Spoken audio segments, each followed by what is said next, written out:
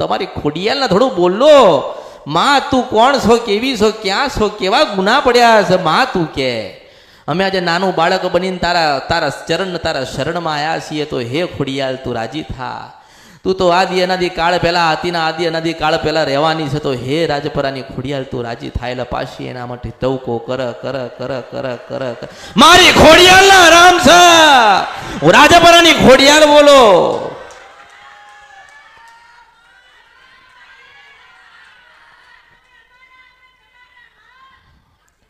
એટલે દરેકના આશીર્વાદ આલવા આવીશું. ધીરજ રાખજો, ધીરજ રાખજો, ધીરજ રાખજો. સમય ગતો રહ્યો હશે તો પાછો આવશે. સુખ ગતો રહ્યો છે તો પાછું આવશે. મનના જેટલા વર્તા છે ને બધા પૂરા થશે.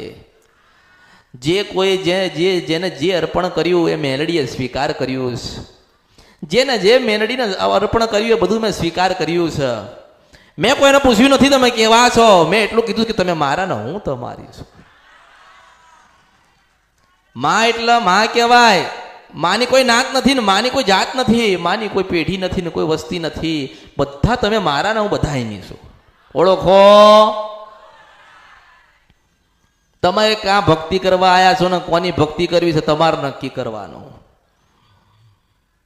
અને સૌથી પહેલા એટલું યાદ રાખજો કે જ્યાં સુધી તમારા ઘરની માતા ને તમારા ઘરના કરેલા દીવા, તમારી પેઢી મૂકેલી માતા, તમારી વડીલોના કરેલા ગુના જ્યાં સુધી તમારી માં માફ નહીં કરે ને ત્યાં સુધી તમે સુખી નહીં થાવ.